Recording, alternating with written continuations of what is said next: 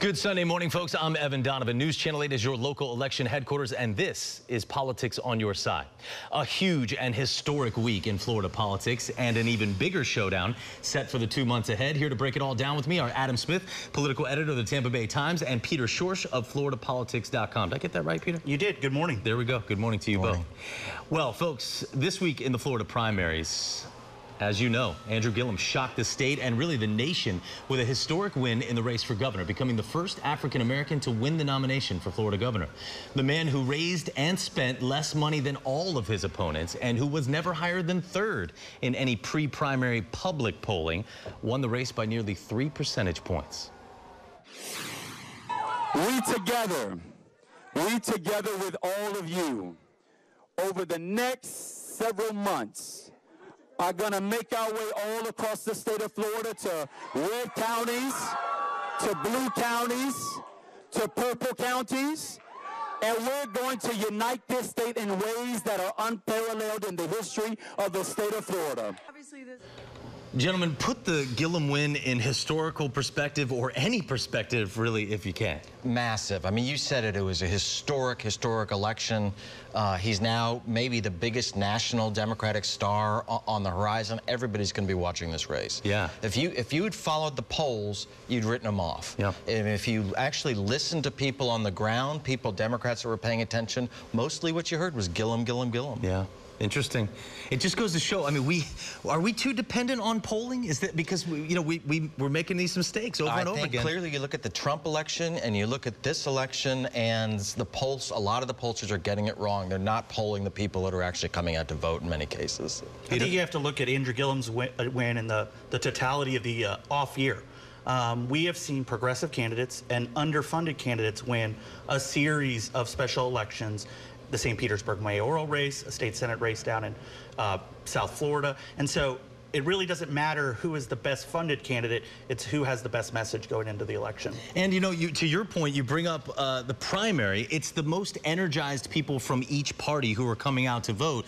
Is it really that much of a surprise that we got the most progressive candidate out of that race? Well, it's been uncanny in Florida Democratic primary elections. It's been taken as a gospel that you've got to nominate somebody who's centrist, pro-business, usually from Tampa, Jim Davis, Alex Zink, Bill McBride, and they keep losing. Right. And so this is a big deal. This is the first time maybe ever that they've gone with somebody who really is an activist guy. Now keep in mind, he won with about 1/3 of the vote, so it's not like he did something huge. Peter, Andrew said on the campaign trail over and over again, I don't think running Republican light is the way to win. No, and I think that that's going to be his issue going into the general election. His platform is way to the left. I mean, he talks about abolish ICE. He talks about Medicare for all. You know, he couldn't answer that he was a capitalist when he was asked that question. And so Adam's right. This isn't just left. This is the far left of the Democratic wing. I think that's going to be an issue for him going into the general. Certainly a challenge. How big is the FBI investigation? I think it's big. There is an ongoing FBI investigation over involving alleged corruption at City Hall. There's been no evidence whatsoever that Gillum has been implicated, but nor is there anything that's completely cleared him. Right. There are photos of him with an undercover FBI agent. So whether it's fair or not, the Republicans are going to bludgeon him with that. That's true. And his main person, his main campaign treasurer, a guy named Adam Corey, is highly implicated in it, one way or the other. And so when that shoe does fall, I mean, there are going to be a lot of pictures of Adam Corey and Andrew Gillum next to each other. Yeah. Guilt by association has a lot of times that we see that often. Of course, the woman everyone expected to win the Democratic nomination didn't. Now we must all put all of our efforts behind Andrew Gillum and make sure that we do everything we can to have him elected governor on November 6, 2018. To make sure we do everything we can. How shocked was the Graham campaign to lose? I think they were shocked. I think they were very shocked. They were very confident going in. A lot of the last-minute polls suggested she was feeling pretty comfortable. Everybody knew there was a bit of a surge coming in for Andrew Gillum, but because you start voting a month early, the thinking was, but for most people, that it was going to be too little too late. Peter, late afternoon, maybe even evening on Tuesday, she called a press conference for the following day with Patrick Murphy. She was getting endorsements from Lois Frankel and people on Election Day. I think she thought she was up by 5 or 6 points. We showed her only about 2 or 3 points ahead of Gillum going into the last day. But if you look at that speech right there, she's lackluster in that. She's underwhelming. And I think Adam and I will agree on this. She ran a lackluster campaign. There's no real signature moment for her throughout the entire time she was on the trail. A lot of voters told me they just looked at her as being very vanilla. And I guess that's what showed out in the polls. On the Republican side, Representative Ron DeSantis won the nomination, buoyed by the strength of President Trump's endorsement. He beat out Polk County native Adam Putnam by 20 points in a landslide victory. Now, the man who had driven his whole political life toward the governor's mansion has to find a way to start over. I don't think anyone is shocked that DeSantis won, but I'm pretty shocked at how quickly it all happened and how big that margin was. The AP called that race at 8:01 p.m. You know, it was really, it's gotten a little bit overshadowed by the Andrew Gillum historic upset, but that race is extraordinary. Yeah. You had a guy, Andrew Putnam is a very formidable candidate. Adam Putnam, very formidable candidate, and yet basically as soon as the Fox News debate, and then especially when Donald Trump really endorsed DeSantis, the race flipped about 30 points. And never changed again. And then it was over. Yeah. Completely decisive win for him. It just... he was, when that tweet happened, I think it was June 22nd, where he gave that full endorsement. He never looked back from that. But I think he's got a base there that's different than other Trump-backed candidates. The Navy background, the Yale and Harvard graduations, beautiful family, beautiful wife. I think he brings a lot of assets going into the general election. It's going to be an interesting few months, that's for sure. Still ahead, it only took about 12 hours for race to become an issue in that race. Controversial comments from a candidate, racist robocalls, and an unwitting Facebook administrator. That's all when we come back. Stay tuned.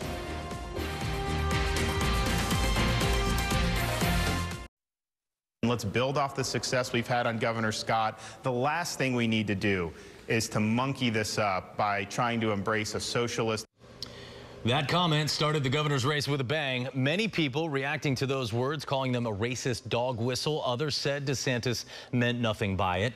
His campaign calling it absurd to take it as anything but opposition to Gillum's policies.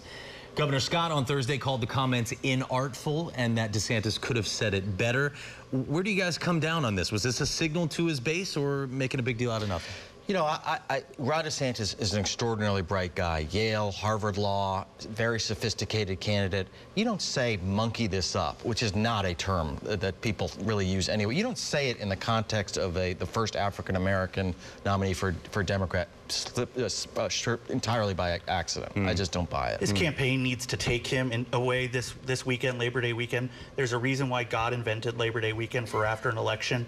They need to lock him in a room and give him 20 or 30 minutes of words that he's never allowed to say on the campaign trail. Monkey business would be about the top of that right now. It also shows he hasn't done many confrontational interviews with the media. It's been all Fox News, all Fox News. When he gets on CNN, the AP, etc., he's going to run into some questions that he hasn't had to answer yet. That's a very good point. Now, the other thing I would say is if the left jumps on this, the monkey stuff excessively, you know, that's probably a good thing for him. If you follow the Steve Bannon playbook for Donald Trump, the more you racialize the election, I don't know that this is right, but that's the view. The more you racialize the election, the better off for Republicans. That's interesting. Wow. All right. And also a story this week about DeSantis being an administrator of a Facebook group that regularly posted racist things. DeSantis said he was not aware of it, and he quit the group immediately. Incredible and very telling that Facebook even allows that. Like, how does it allow you to be added to a group without your knowledge? That's something Facebook needs to fix. The Tallahassee Democrat also reported racist robocalls being sent to voters. I wouldn't play that even if we had the audio, but I haven't heard that racist robocall. I don't know if either of you had, but it's clear race has become an issue right away in the campaign, and I don't know, is that really good for anyone? You mentioned that it maybe is good for Republicans. It depends on how people react. If it's something that's sort of on the line, monkey it up, articulate, that a lot of Americans will say, a lot of Floridians will say, well, everybody makes mistakes. And you know, let's not be too hyper, you know, that can play against the Democrats. Right. Racist robocalls is a whole nother ball of wax. Right. I mean, it's great for political commentators because it's got the entire national political media now focused on this race. If I was a supporter of Andrew Gillum, I would have paid to have that robocall sent out so that you could get the support that he is getting. If you look now, the Trump tweet that went out the day after the election attacking Gillum, and then these attacks on him since then, there's no question that the Democratic Party is now unified around Gillum, which, you know, when you're in a five-way race going into it, there could have been, people didn't have to show up at that rally in Orlando on Friday to bring the party together. It's clear now Gillum has everybody behind him.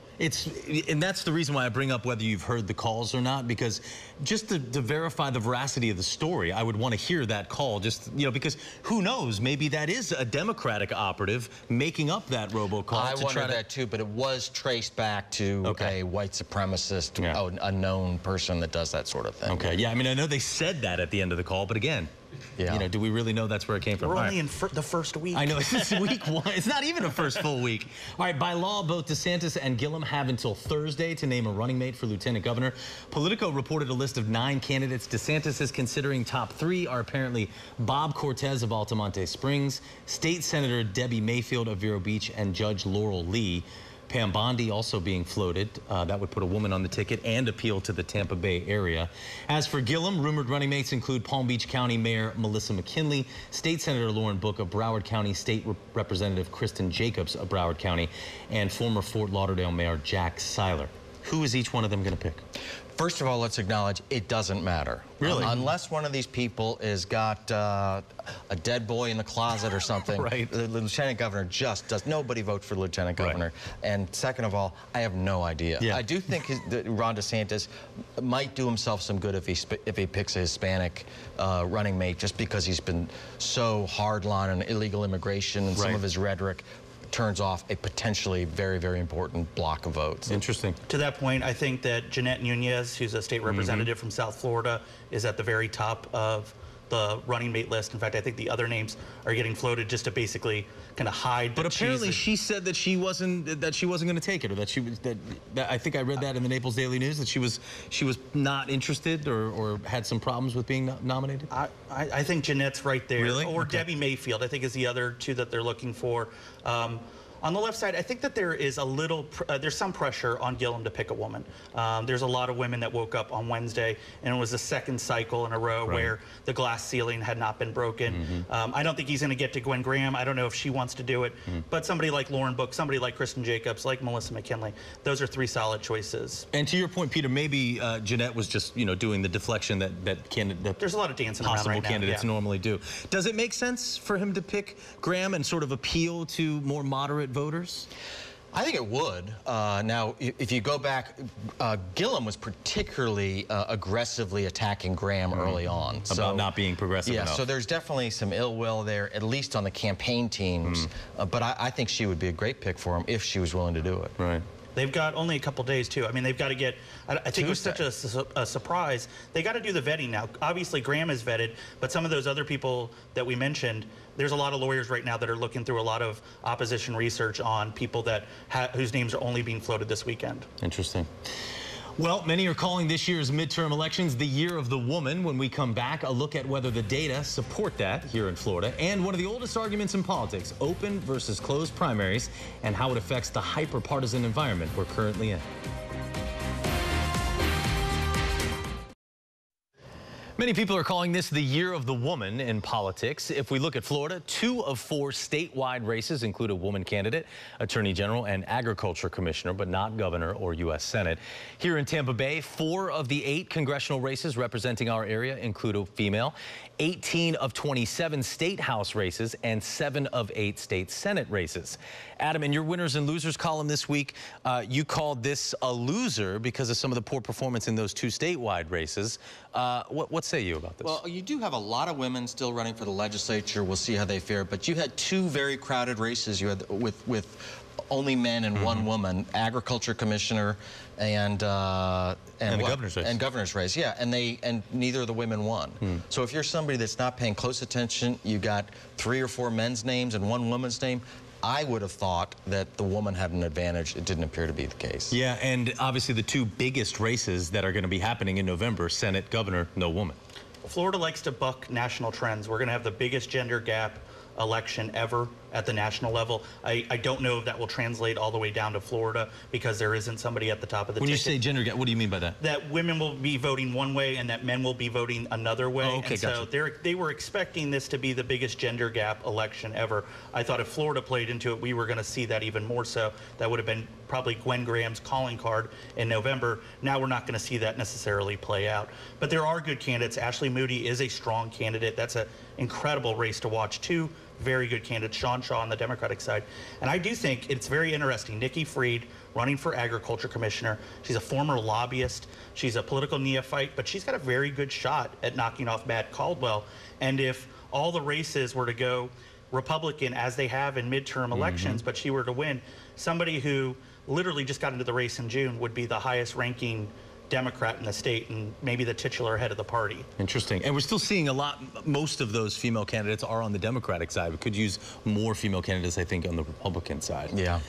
Last week, Tampa Mayor Bob Buckhorn and I sat down for a chat. We talked about how bad partisan politics have gotten and ways to help fix it. And one of those topics, open versus closed primaries. If you think about it, most Americans, most Floridians are in the center. They're a little center left, a little center right. They're not at the extremes. The partisanship and the primary process lends itself to the loudest voices and the most extreme voices. That's not where most Floridians are, and they're certainly not where most Americans are. So an open primary that's not closed to only those hardcore partisans that vote in a primary absolutely is better for the country, better for the state. It doesn't give us the best candidates, and it doesn't give us a healthy competition of ideas and a debate about a path forward. That's where you find that common ground.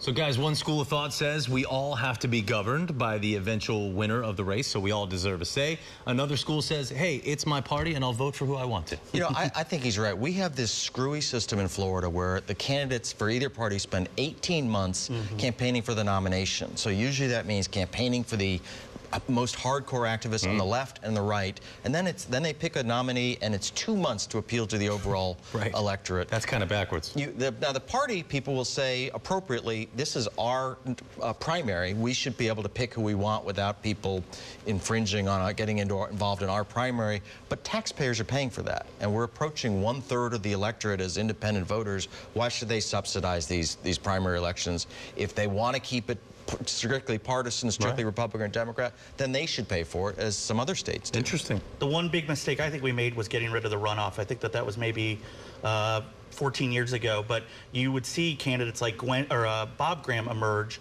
from runoffs. You'd have a competitive race in September, a very quick race again, but we lost some of the great Lawton Childs, Ruben Askew, Bob Graham. Those people, they won runoffs even though they finished second. It would have been nice to see a runoff now maybe between Gwen Graham and Andrew Gillum, or Denise Grimsley and Matt Caldwell in some of these races. I think when you only win with 33, 34%, it's very hard to claim a mandate for anything going into the general election. Yeah, that's certainly true. But, you know, you also, when you think about that, if you spend that much time fighting against each other, you are appealing to the voices on one far side or the other, and that sort of leaves all the rest of us. Plus, not to mention, you know, I'm a no-party affiliated voter because I don't have an affiliation to either party. I'm left out of the process of the primary. All right, folks, we will be right back with some misleading campaign ads and how they're now using news stories in them. We don't have the time to show you the ads, but that misleading ad by Frank White's campaign where he sort of manipulated a news story from our partners at WESH in Orlando, all the negative ads, the ones who ran the most negative, didn't win. A lot, and the people that ran the most misleading ads, Frank White, Adam Putnam, they both lost. We had him up by 10 points, and he ended up losing. It's a case of karma coming back to kick him in the butt. Wow, there you go. Well, thank you very much for joining us this morning, folks. Meet the Press is next. Chuck Todd will be interviewing Andrew Gillum, the Democratic nominee for Florida governor. He's also got Republican Senator Dan Sullivan of Alaska and Democratic Senator Amy Klobuchar of Minnesota. Wade and Sam making a little cameo appearance Labor Day weekend. It's all about family, folks. Have a great day.